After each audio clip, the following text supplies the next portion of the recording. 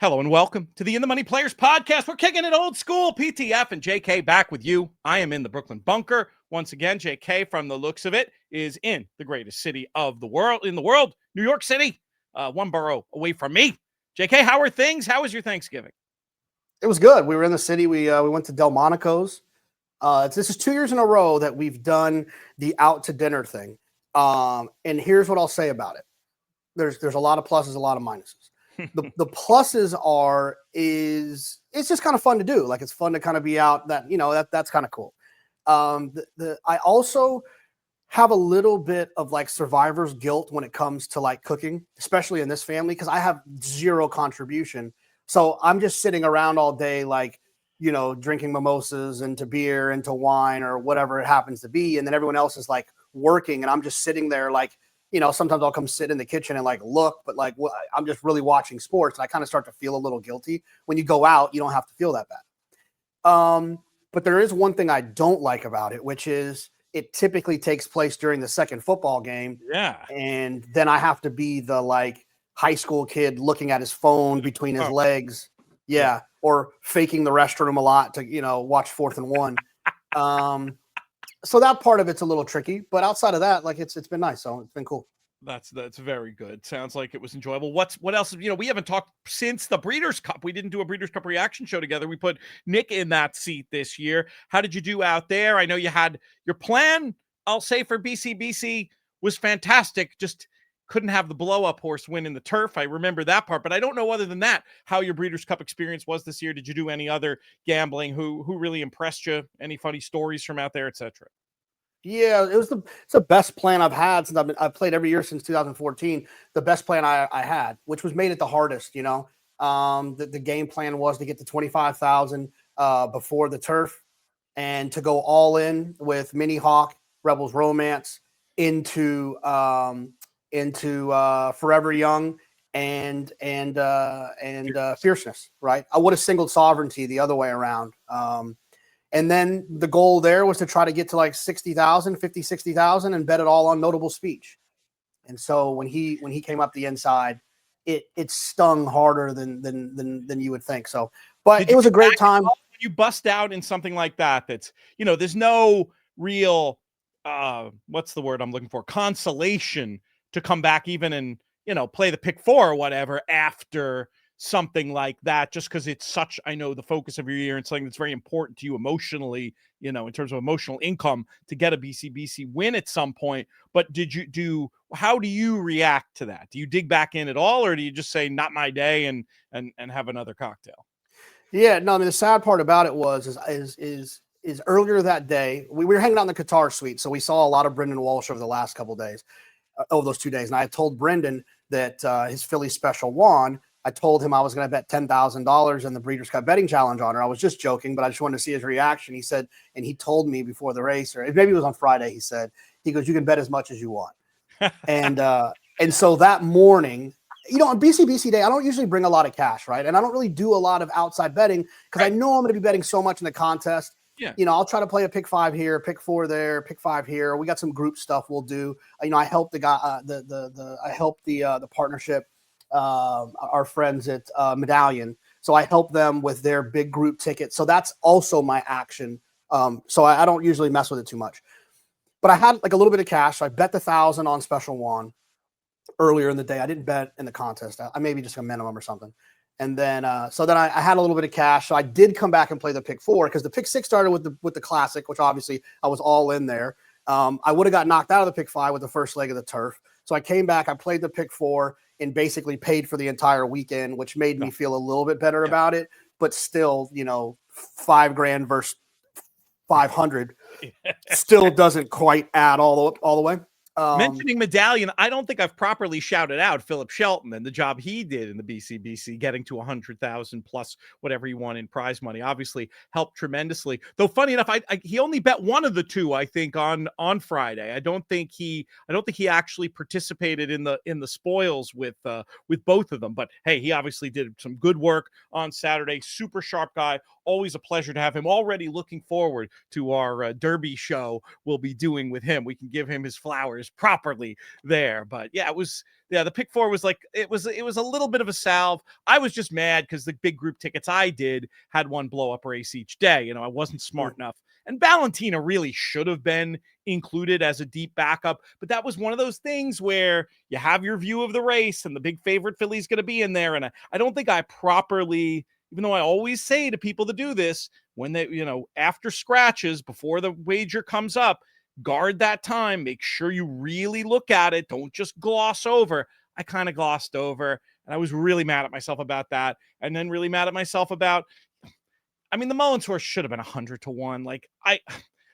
It's just one of those things where in a big group ticket, I did include horses in that bet that I liked less than that one, if that makes sense. It wasn't, Ethical Diamond wasn't a no way, no how. Like, that course could have gotten thrown in. The one I feel bad about, though, is the one on the Friday. And so not connecting on those big tickets for our group with ITM Inner Circle made my own success on the weekend not as happy. Let's put it that way. But I thought it was a great Breeders' Cup, a lot of good storylines, and we got the Juvenile is a race that we'll probably talk about a little bit later in the show. One of the things I have on my little paper here for us to talk about today is that Derby Pool Future 2. So we'll come back to that. But what's been going on since then? Or should we just hit right to the news of this past weekend? You, with your relationship, working at NYRA, can maybe explain to folks what the heck was happening over there. Yeah, well, you caught me off guard too. Funny enough, I had Austin for the week, and so he could probably fly by himself at this point. I just want to make him wear that stupid thing and sit on the plane last and all that good stuff. He's flown more than the average 60-year-old American fella. For sure. But it's easy enough, whatever. I fly him home. So I had him for the whole week. They needed me to work on yesterday. I don't know, someone was out of town, whatever. They needed me to work yesterday. So I decided to fly him home Saturday after the show. JFK's right by there. It works out. I worked on Saturday. Austin and I we went to go do Talking Horses. I worked for 2.5 hours. We went over to the sugar factory in the casino. We ate, and then we went to the airport. Flew home, get the car, drive him to his mom's house, go back, get in a hotel, get up yesterday morning, 6:30, fly to New York, land at JFK, take the subway on the A train, 2 stops, get off, and then I'm going to work. So I go to the sugar factory again. I eat breakfast, and I'm sitting there exhausted, and I get the text that racing's canceled. So then I get to go home and watch the second NFL game on the couch. So it worked out great in the long run. You've seen a lot of the articles. Basically, from my understanding, that there's a dispute between the jockeys and management. The jockeys seemed like one of those deals, like, like when you live in an apartment and you want to make a complaint about the toilet not working, but then you also mention the 4 other things that you didn't complain about that weren't working, but you're trying to make your list look more robust. That's what it kind of feels like to me, is like they were obviously upset about, it was a dispute with one of the employees and the assistant clerk of scales. And you can read the article who's an old friend, by the way. Brian Pochman is somebody who, I've known forever. He used to be one of the key Closer Look writers. He was a guest on the Harvey Pack shows years ago when I did them at Zero. Certainly a competent guy who, I don't know exactly what's going on, but it just sounded like he was, this is all, I wish I had proper original reporting on it, but it just sounded like he was in a role more than what the role was supposed to be. Like, what do you understand about that aspect of this? That's the part I'll probably reserve because I don't really know. Neither of us really know. But there was something involving an employee. That's the germane. Yes, well, he was sent home, and so. But I will say this though, very similar to I would even kind of relate it to like the government shutdown. Look, I got no problem with strong political strategic stances. I've got no problem with people striking and kind of coming together. But I do think that there's likely a time and a place to do those things in which innocent people don't get punished during the process. and I understand that that's part of the argument, right? Is like part of the reason you do that is because you want to put pressure on the other side to say who's going to fold first to not punish the people that actually need it, right? But at the same time, I do think that, those types of things probably have to be handled just a little bit differently. But I don't have a problem with the gesture, if that makes sense.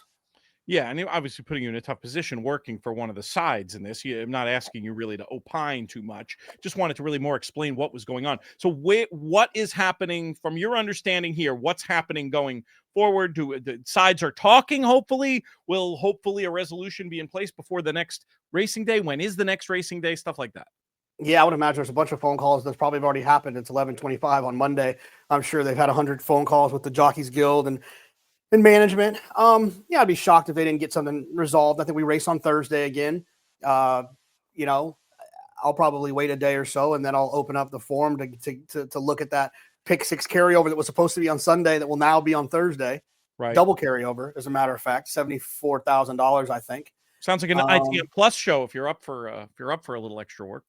Yeah, I mean, I didn't. This is a pure joke before I say it, and a pure joke after I say it. I didn't really like the card yesterday, so it actually worked out for me. Hopefully Thursday's a little bit better. Yeah, I mean, it's one of those things. It's unfortunate, and I just think this though. Like, I think if you look at the big, you look at the biggest sports in the world, you look at the English Premier League, you look at just FIFA in general, you look at the NFL, the NBA. Major League Baseball, the NHL. I don't see something like this happening. And I do think that if we want to be considered a major big time sport, that we have to behave like a major big time sport, not just in this arena, in lots of arenas as of racing. And that would be my only thought. There's just got to be. But see, the other thing too, though, is if we had a governing body. Right. We had a leader, if we had a Roger Goodell, whether you like him or not, or a Adam Silver, whether you like him or not, yesterday likely doesn't happen. I mean, there's a big difference in the sports too. To be on the jockey side, just for argument of sake here, those other sports, there's these whole collective bargaining agreements that present the rules and the paths to get to avoid a random day work stoppage. They don't have that on their side. So I think that's maybe why these more inelegant tools are get to be brought. Right. But I think that's something that's what I'm saying. This should be the lesson that needs to be in place. Yeah. In the event of a second race dispute between the riders and management, here is how those things get handled, right, And I'm genuinely not taking a side. I'm not siding with NYRA. I'm not siding with the jocks. It's like, because I don't know the details between them, but I just think that there's probably a better way for all of us to go about it. I think there's no doubt that you're correct in that. Hopefully, because you got to think about it this too. Like, there's some small, like we can look at it big picture or small picture. There's a small trainer that had a horse that was live and needed that check to make payroll next week. Yeah. There's a groom who's got a medical bill he's got to take care of, that bonus that he might have got for winning a race or whatever it might be. There's a small owner that needed his horse to get claimed. And let's not forget horse players who put in the work to handicap that carryover. 1,000%. Get bubkiss. I mean, it's 1,000%. Doesn't even seem to get considered, but hopefully it gets resolved. Hopefully we'll have something write up perhaps, or maybe we can get together and talk about that double carryover, to be determined, but that will be on the In the Money Plus side of things. Content's continuing there throughout this somewhat quieter season. Make sure you check that out if you like our act. InTheMoneyPodcast.com/plus, looking for analysis of more races. Speaking of analysis of races, let's look at some of the stuff that we saw on the weekend. It was a pretty exciting version of the Clark on Friday. Magnitude gets the job done with a 100 buyer speed figure. Chunk of Gold runs a hell of a race, doing a lot of work on the lead and staying on for third at a big price. Hit Show, Grade 1 winner, gets second. What did you think of the Clark? And is this a race you think that might have some implications for this division next year? Yeah, I mean, I think when you think about races like this, you know, this and then this weekend Cigar Mile. I just wanted to look this one thing up because I think I'm right, but I wanted to make sure I was right. Let's see. Hold on. Stallifying, Am we I? call Was I? Yes, I was. You know, it reminds me a lot of these two races, the Cigar and the Clark, is like all right, we've turned the page. We know who our Breeders' Cup horses are. We got a lot of horses going to stud. We have horses that are going to be coming back for their 4-year-old year and 5-year-old year, and we're going to now find out who are the other horses that are going to come into the fray to kind of be the next generation of talented older horses. And we saw it back in the day in the same silks with Gunrunner, right? He won the Clark, 1x4. That was kind of his coming out party. He was a really good 3-year-old, or a pretty good 3-year-old, might even be the better way to go about it. Then he ended up being a really good and one of the greatest 4-year-olds we've seen. I think the same could be said about Magnitude. Magnitude was a pretty good 3-year-old. Did he wow us in the Clark? No, it was a grindy effort. He won. He beat a couple of good horses. That's all good and fine. The same could be said about Chunk of Gold, who won a winning race. But now, what are they going to turn into as 4-year-olds? Are they going to turn the corner in the same way that a Gunrunner did, that a Frosted did? And if they do that, then it's only more fuel to the fire of journalism coming back, hopefully Sovereignty coming back, Baeza coming back. And so it makes for a really good mixture of older horses for next year.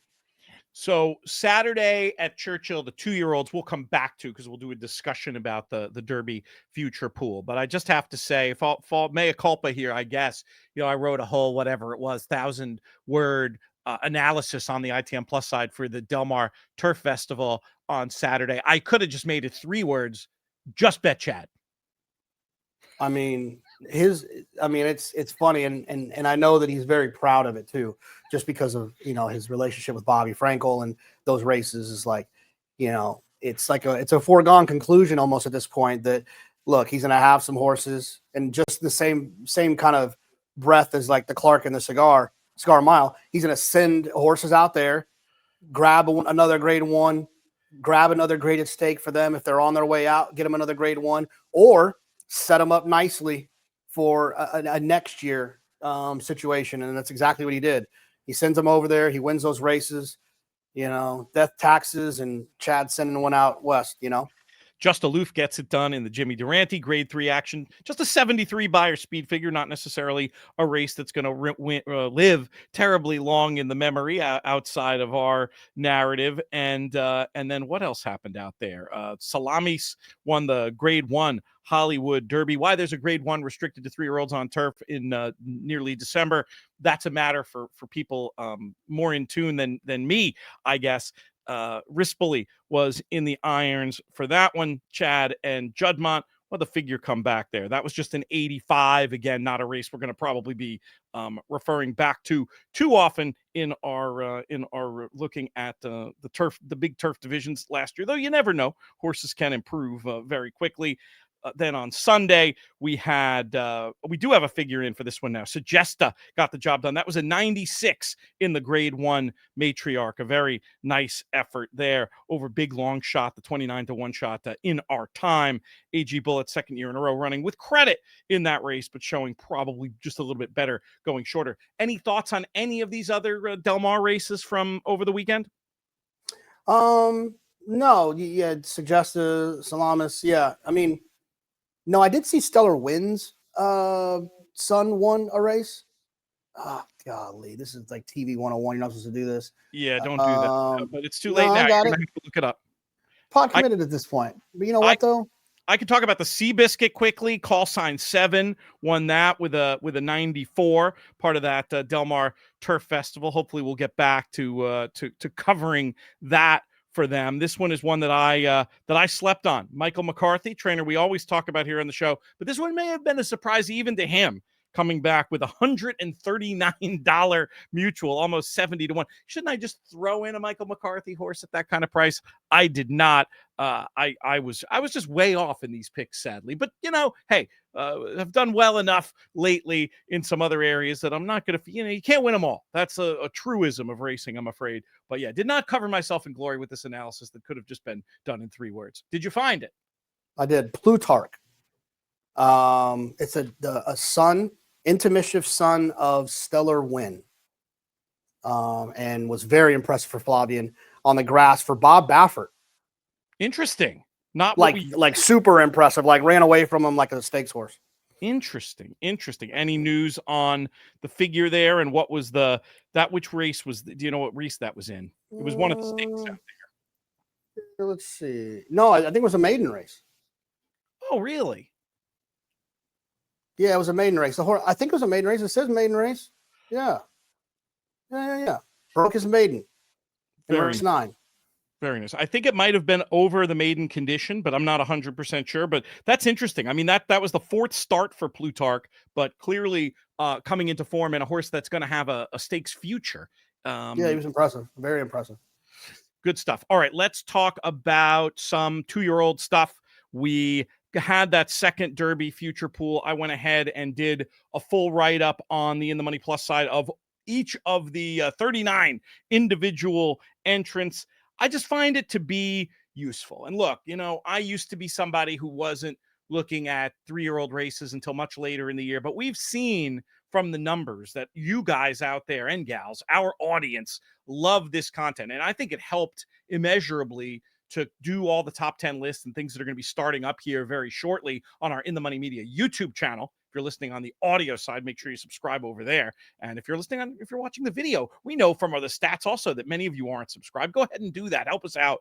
But there's a tremendous interest in this stuff. So I thought it was worth it to get a handle. And I have to say, I was struck this year by just how many interesting horses there are, full stop, to the point where this is a year where 2-1 on all others.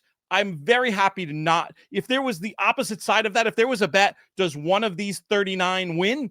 I would have gladly taken that at 1-2 rather than the 2-1 on all others. I know it's early. I know it's changing. I know faster, better horses are coming out later and later. And on the math, that number probably isn't too wrong. But I was a little, maybe just tiny bit surprised that was such a big favorite, because generally speaking, I've been impressed with the 2-year-olds, JK, at least when I sat down to look at them and study where they are now versus where I think they can be in a few months. What do you think? What's your general impression about the 2-year-old class at this point? Yeah, I mean, there looks to be some talent, right? I feel like we've had some dominant ones in the past but it changes so much. And the other thing about it is it's extremely fluid. I've seen some badass 2-year-olds not be able to turn it into anything as 3-year-olds. I've also seen some average 2-year-olds turn out to be sensational 3-year-olds. And I've seen it all happen. I personally have, and this is not to like a poo-poo the conversation, I personally turned away from these for a couple of reasons. One is because the true value, in my opinion, is being able to bet them before they break their maiden. Mm-hmm. And that is very hard to do nowadays. It's very hard to get them to show up on the Derby list, that they have. It was more something that could be done when you could ask for odds in Vegas or whatever like that. That's just how I honestly feel about it, because once they win their maiden, they typically become undervalued, in my opinion. I've also had a lot of bad luck with these. Like I had Not This Time, Future Wager, injured. I had what was the horse that's a stallion now that Mike Smith rode? Charlatan? No, it was I'll remember it before it's all over. The one that got hurt right after the wire in Santa Anita, green and yellow silks. Mastery. Okay, right, had Mastery. I had Zandon Echoes, or I had Zandon and what's the Earthquake horse's name? The one that got scratched when Flightline ran. We're going to send you back to Broadcasting 101, bringing up all. What's the horse's name? The one that ran second in the one that ran second in the Preakness with Joel. No, he won. I don't know who you mean. You're going to have to dig. And I'm going to make you do it too. I'll find it. While you do that, I'll talk about some of the horses in the top. We'll just go through a few of these in the top of the betting. Ted Nafi very obviously checks in as the second choice, a clear 7-1 favorite. I mean, I, for one, took a more positive view than some of the juvenile run from Ted Nafi. I mean, I know it wasn't all that impressive. But the way I read it, just watching the race back, is that he was a horse who visibly idled and is probably considerably better than that bare margin suggests in the juvenile. Now, I'm not in a hurry to take 7-1. I don't know if I'd take 10-1, but I do think that you can make a pretty good case. I would have been shocked if anybody had gotten close to Ted Nafi of the individual entrants, and in fact, they did not. Who are you thinking of, and where are you with Ted Nafi going forward? Epicenter, Zand, and Exacta for like $80,000. I was alive to, and Rich Strike. So here's my thought about these. A lot of times, and this is how I think you find value or decide if you want to do it. When you look at a horse like Ted Nafi, if he comes back, wins a race in Florida, I don't know if he's going to do the Florida thing or if he's going to do like the bluegrass thing. I would imagine he'll probably like be a bluegrass type, I'm guessing, because he's won over the surface. So let's say he wins. Let's say he wins the Fountain of Youth. He wins the bluegrass. He comes in off of both of those wins. What's his price on Derby Day? I mean, it's going to depend on figures and things, but think back to a runner who had a massive tactical advantage like Fierceness. He was, or massive, not tactical advantage, massive figure advantage. He was still 3-1. You know what I mean? Like, so why would my whole thing is, when he could be 3-1? Yeah. I mean, you just work backwards on it. Yeah. The other thing too, is in like this day and age with so many opportunities, like you could still get your 7-1 or get pretty close to it. I mean, you can get 7-1 if you want 7-1 on him. You can definitely get 7-1 on Derby Day with him in first and an Exacta with 15 other horses. Right. You don't have to. You just toss the 5 that can't run second, and you're going to get your 7-1. So why do you need your 7-1 in December? Yeah. A lot of it, I think, future wagers. A lot of future wagers is ego. You just want to be able to say that you nailed it back in December. I mean, having justify months in advance. I mean, that was different. I mean, he was so obviously a different sauce from the first time he stepped out on a race course, but it wasn't just the 8-1 there. It was the fact of having him and being able to say that as a horse player. Yeah. This is from Mike Maloney's book, Betting with an Edge, which by the way, I found copies of and we have for sale. Also, check out the awesome JK+1, the 100th JK+1 that was with Mike. But if you're interested in the book, inthemoneypodcast.com, just go to the contact page. That goes straight to my email. You can also get me. There's also a little books drop down, but just go ahead and write me if you want the book. But I mean, he has the line about, he's talking specifically about living in Lexington, but I think extended, it works for any horse player. Being on the Derby winner is worth more than money. And when you can be on the Derby winner from November, December, that probably makes you feel a little better. All that said, you also have to remember on Derby and that win pool specifically, we've seen it year in, year out, because there's so much money, you see errors in it. And it's not, and they're usually, I find that a smart horse player is going to have an opportunity to find value on the day. Now, I guess that could be wrong. Maybe your horse has Jack in the title or something you want to get on in November because you could be the overbet one in the inefficient pool on Derby Day. But yeah, it's more for me. It's less about trying to find value when I go through these. It's much more about, hey, let me get prepped so we can have some really good conversations, more from a sporting point of view as we start to put our top 10 list together. We only have a couple minutes left, JK, and I do want to shout out a few more of these runners, especially ones that ran this weekend. Further Ado was successful. This horse looked very, very good on paper, short odds, and got the job done in the Kentucky Jockey Club out there. Did you I'm sure you watched these races. What did you think about any of these 2-year-olds that you got to see at Churchill Downs on Saturday? We'll talk about Further Ado, the son of Gunrunner, who got the job done with an 82 Beyer speed figure. And we should probably also talk about Boyd. Yeah, look, I mean, I thought Further Ado, I wanted to even play this. I wish I had a better opinion around him in that sequence. I wanted to like ice cold single him with some other horses, and I just couldn't really get anywhere else there. He looks like he's pretty darn good. The problem is that Beyer is pretty darn slow. Yes. And if I'm not mistaken, it's a downgrade from his previous figure, previous 2 figures, I think. I don't have the DRF in front of me, but like, that's not a great sign. Because that just means, I mean, everybody must have run slower for them to, because I can tell you that Andy didn't want to be wrong. Andy Beyer probably didn't want to be wrong about his last figure, and to have to drop him that much, it must have just been slow. What about Boyd? This is a horse that you talked about, 6 weeks ago on our airwaves as one that you were interested in checking out further. He ran back in the Ed Brown against a very short field. That figure was an 86 against some decent opposition, including Big Dom, Stravale, Galavant. These were all horses that, had some profile heading in. He ran a 92 on debut, comes back with that 86. What do you think about him going forward? It's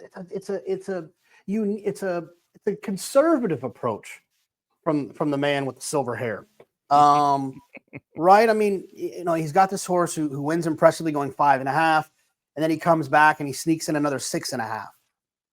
It just seems conservative, as if maybe Bob thinks that there's some growing up to do, that there's possibly some distance limitations, or maybe it's just like it's an overly extremely confident move of like, I don't care. I'm going to go over here. I'm going to get this check. I'm going to let him win a race over the racetrack, bring him back, put him in bubble wrap, bring him back in the sham going 2 turns, point him to the Santa Anita Derby, and then run him off 5 starts in the Derby because he's a monster. I don't know, but it feels a little conservative. So further ado, just for the record, last 4 races. So this was an 82. The race before was a 98 in the maiden breaking win. The first 2 figures were just 69 and 68. So okay. just for the record on that. I guess the issue and the reason why the all others bet is probably right at 2-1 is that, not many of these have run that fast. And we didn't really see a change of that on Saturday, but lots of time to come, lots of coverage coming of these Derby horses. I say we aim for our first top 10 list next week. Let's see the Remsen and let's go from there. Before we get out of here, let's just give a shout out, if nothing else, to Bella Ballerina, who in her second start got the win in the Goldenrod Stakes there at Churchill under the Twin Spires. It's a competitive field. 3 on the wire, not the idea that doesn't scream that we saw the Oaks winner or anything like that, but that is an important race, and it was a competitive race. So I wanted to at least name check the winner there. She's a half to the Oaks winner, right? Yeah, I'm pretty sure she is. I'm saying that with confidence. She's a half to Pretty Mischievous, if I'm not mistaken. That would make sense. Godolphin, Brendan Walsh, that's the that absolutely tracks. Let's put it that way. And I will say this, as a kind of a last random thought, please. And I thought about this. Actually, it's a little bit of a cheat. I didn't read the article, but I did see a headline. Let me just give credit to the headline before I steal this idea and make it my own. It said something about, of course, I'm not going to find it now. It was trainer Walsh hitting career highs with 2 more graded stakes victories. Made me think of something. If I could take a future wager on somebody, it would be Brendan Walsh. I think Brendan is set to have, not that he's not already a really good trainer and all that. I think he's set to transition himself into those conversations when you start saying trainers' first names, right? We do that all the time, right? We go Brad, Todd, Chad, Bob. Yeah. I really think that Brendan is on the edge of becoming Brendan, like in those conversations. He has the support of the big operations. Some smaller operations I know have shifted some horses.